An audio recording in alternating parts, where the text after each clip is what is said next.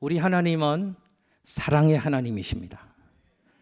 그래서 사랑하는 우리가 어찌하든지 잘 되기를 원하시고 어찌하든지 우리에게 복을 주시기는 기뻐하시는 하나님이신 줄로 믿습니다. 그래서 하나님은 이스라엘 백성들을 사랑하셔서 400여 년 넘게 애굽에 종살이했던 그들을 출애굽시켜 주신 것입니다.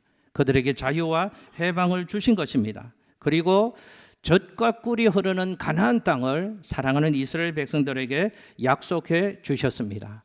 제가 이런 생각이 듭니다. 아니, 그 땅이 하나님이 주시겠다고 약속해 주신 그 땅이 얼마나 좋은 땅이길래 그 땅을 일컬어 표현하기를 젖과 꿀이 흐르는 땅이라고 할까? 그 땅이 얼마나 좋은 땅일까? 아니, 도대체 어떤 땅일까? 나도 그 땅 좀 가보고 싶은데, 나도 누리고 싶은데. 그 땅을 신명기 8장 7절 10절에서는 하나님이 약속해 주신 그들이 가야 할 땅을 이렇게 소개합니다. 함께 읽겠습니다. 시작.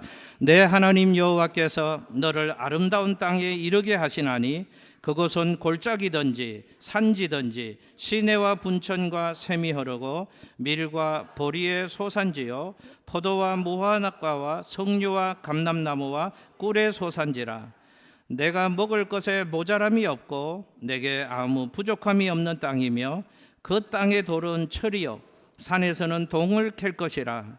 네가 먹어서 배부르고 내 하나님 여호와께서 옥토를 내게 주셨으므로 말미암아 그를 찬송하리라. 아멘. 할렐루야. 하나님이 약속해 주시려고 하는 가나안 땅이 이런 땅이랍니다. 어떤 땅이라고요? 가나안은 아름다운 땅이라고 성경은 말씀합니다. 가나안 땅은 모자람과 부족함이 없는 땅이 가나안 땅이라고 얘기를 합니다. 가나안 땅은 마음껏 먹어서 배부를 수 있는 땅이요, 그래서 누구든지 그 땅에 거하기만 하면 하나님을 찬양할 수밖에 없는 부요의 땅이 가나안 땅이라고 성경은 우리에게 말씀하십니다. 하나님이 이 땅을 2025년 한 해 우리에게도 주시기를 원합니다. 우리 교회에도 주시기를 원합니다. 여러분의 자손들에게도 주시기를 원합니다. 그런데 이 땅을 취하는 원리를 좀 배우려고 합니다. 보십시오. 이 땅은 하나님이 이스라엘 백성들에게 주시겠다고 약속한 땅입니다. 그러니 이스라엘 백성들 입장에서는 약속을 받은 땅이고 그들이 가야 되는 땅입니다. 그런데 그 땅은 한 번도 밟아보지 못한 땅, 한 번도 경험해보지 못한 땅입니다. 그 땅은 이스라엘 백성들이 개척해야 될 땅이고 취하여서 누려야 될 땅이 하나님이 이렇게 약속해 주신 젖과 꿀이 흐르는 가나안 땅입니다.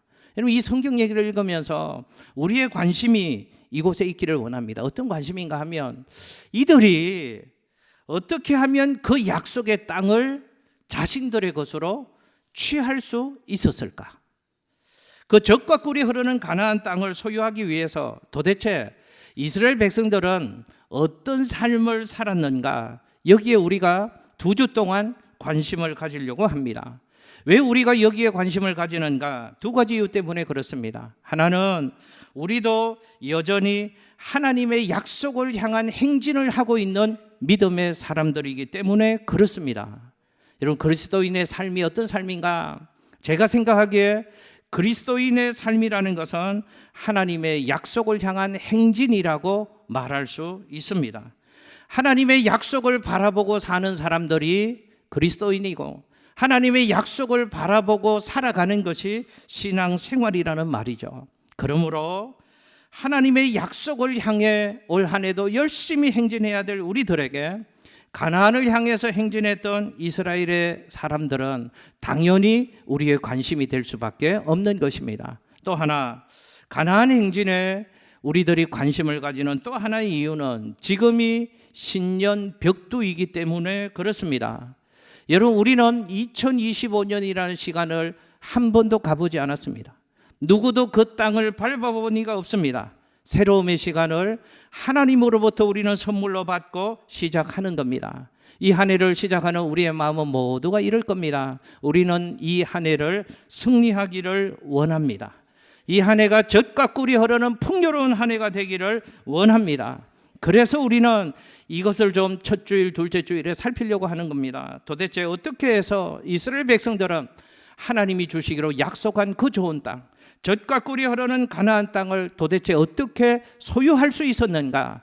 여기에 관심을 가지고 우리들도 그 땅을 취하고 누리는 하나님의 사람들이 될 수 있으시기를 예수님 이름으로 축복합니다. 오늘 한 가지만 배우겠습니다. 한번 저 따라서 해보실게요. 믿음으로 선포하고 믿음을 확산시키라. 할렐루야. 여러분, 오늘 여호수아 1장의 성경의 상황은 대략 이런 상황입니다. 모세가 이스라엘의 걸출한 민족의 지도자, 이 모세가 출애굽 이후에 죽게 되어집니다. 모세 이후에 하나님이 이스라엘의 지도자로 여호수아를 세웠습니다. 그런데 그 모세의 바톤을 이어받아서 이스라엘의 지도자가 된 여호수아가 제일 먼저 그 사명을 감당하기 위해서 한 것이 있었다라고 성경이 얘기합니다. 그게 뭘까?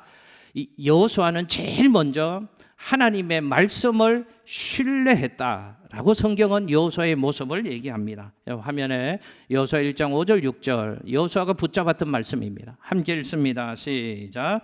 내 평생에 너를 능히 당할 자가 없으리니 내가 모세와 함께 있었던 것 같이 너와 함께 있을 것임이라. 내가 너를 떠나지 아니하며 버리지 아니하리니 강하고 담대하라. 너는 내가 그들의 조상에게 맹세하여 그들에게 주리라 한 땅을 이 백성에게 차지하게 하리라. 아멘. 할렐루야. 여러분 잘 보십시오. 여호수아는 이제 하나님이 주신 약속의 땅 미지의 세계를 향해서 행진을 해나갑니다. 그런데 제일 먼저 하나님이 주신 두 가지의 약속을 붙잡았습니다. 그러니 마음이 강하고 담대해졌다고 성경은 얘기합니다. 여러분, 여호수아가 붙잡았던 하나님 주신 두 가지의 약속은 하나님이 동행해 주시겠다, 동행의 약속이었습니다. 또 하나는 하나님이 우리를 도와주시고 형통해 주실 것이다, 형통의 약속입니다. 여러분 신기하죠? 하나님의 약속의 말씀을 붙잡으면 마음이 강하고 담대해집니다. 아멘 안 하시니 한 10번 제가 해야 될 것 같은 욕심이 생기네요. 하나님의 약속의 말씀을 붙잡을 때 우리의 마음이 강하고 담대해지는 겁니다. 하나님이 함께해 주시겠다, 하나님이 도와주시겠다, 동행하심의 약속, 형통케 하신다는 약속, 이 약속의 말씀을 여호수아는 꼭 붙잡았습니다. 그랬더니 말씀으로 인한 믿음이 그 안에 생겨서 마음이 강하고 담대해졌다고 성경은 얘기합니다. 자, 그 다음에 오늘 본문에 보면 여호수아가 한 것이 있습니다. 그 자신만 하나님의 약속의 말씀을 붙잡고 신뢰한 것이 아니라 그 자신의 백성들과 그가 속한 공동체에도 자신의 믿음을 선포했다고 성경은 우리에게 말씀하고 있습니다. 이게 중요합니다. 화면에 여호수아 1장 10절 11절 같이 읽습니다. 시작. 이에 여호수아가 그 백성의 관리들에게 명령하여 이르되 진중에 두루 다니며 그 백성에게 명령하여 이르기를 양식을 준비하라. 사흘 안에 너희가 이 요단을 건너 너희의 하나님 여호와께서 너희에게 주사 차지하게 하시는 땅을 차지하기 위하여 들어갈 것임이니라 하라. 아멘. 자 보십시오. 성경의 원리를 잘 발견하셨으면 좋겠습니다. 그냥 겉으로만 읽혀지는 말씀 말고요. 여호수아가 이랬다는 겁니다. 하나님의 약속의 말씀을 신뢰하고 꽉 붙잡았답니다. 그랬더니 두렵고 떨리는 상황이었지만 말씀으로 인한 믿음을 하나님이 주셔서 마음이 강하고 담대해졌답니다. 그런데 그 안에 있는 믿음을 선포했답니다. 그런데 자신의 믿음만 선포할 뿐만 아니라 동시에 자기의 가족들에게, 자기의 자녀들에게, 자기와 함께하는 동료들에게도 그 믿음을 선포해서 믿음을 확산시켜서 모든 공동체가 함께 믿음을 공유하고 믿음을 행진할 수 있도록 여호수아가 만들었다고 성경은 얘기하고 있는 겁니다. 여러분 한번 생각해 보세요. 당시 모세의 그 이스라엘의 걸출한 민족의 지도자 모세의 바톤을 이어받아서 여호수아가 그 공동체의 지도자가 되었습니다. 아마 제가 생각하기에 그 여호수아의 마음속에는 누구도 헤아릴 수 없는 두려움과 근심과 불안이 그의 마음을 점령하고 있었습니다. 이 민족을 내가 모세 선생님처럼 어떻게 이끌고 갈 수 있을까? 그 두려움과 근심이 여호수아의 마음을 꽉 채우고 있었을 겁니다. 여호수아 자신도 알 겁니다. 자신과 모세를 비교해 보면 모세 따라갈 수 없는 인물이라는 것을 자신도 알고 있었습니다. 나는 경험도 부족하고 훈련도 부족하고 리더십도 부족하고 지혜도 부족한 사람이라는 것을 알 수 있었을 겁니다. 나는 모세만한 지도자가 도저히 될 수 없어. 그것이 그 자신을 더 움츠러들게 하고 불안하게 하고 근심하게 만들었을 겁니다. 또 여호수아의 눈에 보여지는 함께 해야 될 이스라엘 백성들의 공동체 상황이 어떠했는가? 여호수아는 잘 알고 있었습니다. 이스라엘 백성들이 순종과 협력에 익숙한 사람들이 아닙니다. 그들은 원망과 불평과 불순종에 더 익숙한 하나님의 사람들이었습니다. 모세가 이런 생각이 들지 않았겠습니까? 모세와 나를 비교해봐도 내가 이렇게 부족한데, 나같이 부족한 사람들이 저 이스라엘 백성들을 이끌고 하나님이 약속해 주신 젖과 꿀이 흐르는 가나안 땅이 있지만 내가 과연 이들과 함께 저 땅으로 갈 수 있을까? 이것이 아마 여호수아의 불안이었을 겁니다. 그런가 하면 상황도 녹록지 않았습니다. 지금 그들의 앞에는 요단강이 가로놓여 있습니다. 요단강을 건너갈 재간도 여호수아에는 없었고 이스라엘 백성들에게 없었기 때문에 그렇습니다. 거기에 더해서 12정탐꾼이 그 땅을 정탐하고 와서 하는 보고에 의하면 그 가나안 땅에는 절대로 만만한 사람들이 살고 있는 땅이 아니라는 것을 여호수아는 알고 있었습니다. 기골이 장대한 아낙 사람들이 그 가나안 땅을 지키고 있다는 것도 알았습니다. 가나안 땅 남부 지역에는 그 이름도 유명한 아말렉 족속들이 그 땅을 차지하고 있다는 것을 알았습니다. 가나안 산지에는 아모리 사람들이 지키고 있었고 가나안 해변가에는 원주민들이 겹겹이 자리하고 있다는 것을 여호수아는 알고 있었습니다. 여호수아의 마음이 어땠을까요? 주신 약속의 땅이 있지만, 그 좋은 땅이 있지만 여러 가지 상황을 보면, 자기 자신을 보면 경험이나 리더십도 부족하고 모든 것이 좋지 않은 상황 가운데 있었습니다. 그 모든 상황들이, 그 모든 조건들이, 그 모든 사람들이 자기 자신이 불안하게 만들었고 주눅들게 만들어들고 움츠러들게 만드는 상황 가운데 여호수아가 있었습니다. 여러분 한번 생각해 보세요. 여호수아의 그런 심정이 혹시 우리의 심정이지 않습니까? 2025년 희망차게 시작을 했는데 우리의 마음도 절대로 녹록지 않고 힘든 세상살이를 살면서 여호수아의 마음이 우리 마음 같다는 생각이 드는 심정으로 오늘 2025년 신년주일 예배를 드리는 성도님들이 있을지 모르겠습니다. 세상을 이길 만한 능력이 내게는 도저히 살펴봐도 없습니다. 2025년이라는 시간에 대한 경험도 우리에게는 없습니다. 누구도 밟아보니가 없고 누구도 가보니가 없는 새로움이라는 시간을 이제 우리는 살아갈 것입니다. 그런데 요단강이 있었던 것처럼 우리 삶의 현장도 그렇게 만만하지 않습니다. 감당하기 힘든 상황 속에 우리는 내던져진 것 같은 시간의 속에 우리는 시작을 하고 있습니다. 제가 한번 여쭤볼게요. 이런 우리에게 가장 필요한 것이 무엇일까요? 여호수아의 모습을 통해서 우리도 믿음을 배웠으면 좋겠습니다. 첫째, 하나님께서 주신 약속의 말씀을 신뢰하시기를 예수님 이름으로 축복합니다. 그리고 그 약속을 붙잡고 믿음으로 선포하시기를 예수님의 이름으로 축복합니다. 그리고 내게도 선포하시고 나와 함께하는 가족들에게, 자녀들에게, 나의 목장 식구들에게, 나의 직장 식구들에게도 이 믿음을 선포하시기를 예수님의 이름으로 축복합니다. 여호수아는 자신과 함께하는 이스라엘 백성들에게 나는 하나님의 약속을 믿는다. 하나님이 우리와 함께 하실 것이다. 하나님이 우리를 형통케 하실 것이다. 저 요단강을 하나님이 3일 안에 건너가게 하실 것이다. 그러므로 우리는 요단강을 건널 양식을 준비하십시오 라고 여호수아가 믿음을 선포합니다. 보십시오. 자기 자신을 향한 믿음의 선포인과 동시에 그 공동체를 향해서 믿음을 선포하고 있습니다. 저도 지금 그렇게 하고 있는 겁니다. 제 믿음을 선포하고 있고 우리 온 공동체가 그런 믿음으로 올 한 해를 승리하기를 소원하는 것입니다. 그래서 여호수아가 모두가 동일한 믿음을 소유하고 믿음의 행진을 하기를 원했다는 것입니다. 여러분 이렇게 생각할 수 있습니다. 믿음 내 안에 있으면 되죠, 목사님. 그걸 뭘 선포하고 또 나누고 드러내고 그래야 됩니까? 잘 보십시오. 왜 믿음의 선포가 중요한가?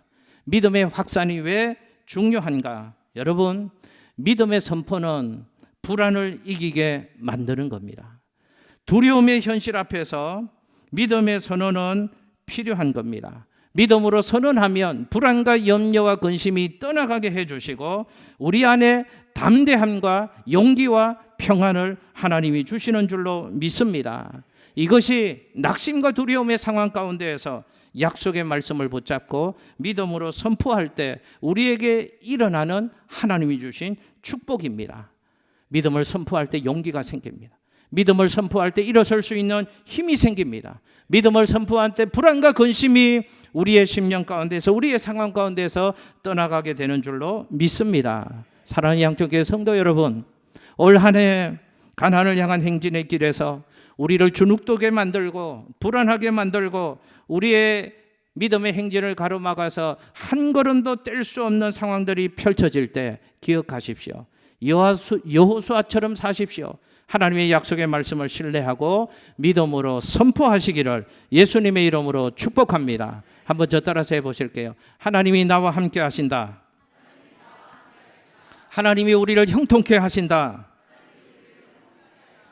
믿음으로 이겨낼 수 있다. 믿음의 고백대로 하나님이 역사해 주실 줄로 믿습니다. 여러분 기억하십시오. 성경을 보면 이 말의 위력, 믿음의 선포의 중요성을 굉장히 강조하고 있습니다. 말과 믿음의 생각이 나의 마음과 나의 인생의 걸음을 끌고 간다고 성경은 우리에게 말씀하고 있는 겁니다. 여러분 화면에 잠언 18장 20절 21절 말씀을 같이 한번 읽겠습니다. 시작. 사람은 입에서 나오는 열매로 말미암아 배부르게 되나니 곧 그의 입술에서 나는 것으로 말미암아 만족하게 되느니라. 죽고 사는 것이 혀의 힘에 달렸나니 혀를 쓰기 좋아하는 자는 혀의 열매를 먹으리라. 아멘. 할렐루야. 성경은 뭐라고 얘기하는지 아세요? 우리의 삶은 입술의 열매다 라고 말합니다. 죽고 사는 것이 혀의 권세에 달려 있다고 말하는 겁니다. 올 한 해를 어떻게 사시겠습니까? 믿음의 말을 하며 사시기를 예수님 이름으로 축복합니다. 부정적인 말이 우리 입에서 떠나가게 하십시오. 절대로 이런 말 하지 마십시오. 못 살겠다, 죽겠다, 환장하겠다. 그러면 그 한 해가 못 살 겁니다. 죽게 될 겁니다. 환장하는 한 해가 될 수 있습니다. 그러나 하나님이 나와 함께 하신다. 이 한 해 승리할 수 있다. 이 한 해 잘 살 수 있다. 젖과 꿀이 흐르는 하나님이 약속해 주신 땅을 나는 차지할 수 있다. 하나님이 그렇게 하실 것이다. 고백하고 선언하면 우리의 삶이 그렇게 다듬어질 겁니다. 우리의 삶이 그렇게 만들어질 겁니다. 우리의 삶을 그 방향으로 나아가도록 하나님이 역사해 주실 것입니다. 축복합니다. 2025년 한 해 믿음의 선포를 하시고 약속의 말씀 붙잡으시고 믿음을 확장시키셔서 하나님 주시는 젖과 꿀이 흐르는 가나안 땅을 누리는 우리 성도님들 되시기를 예수님 이름으로 축복합니다. 기도하겠습니다.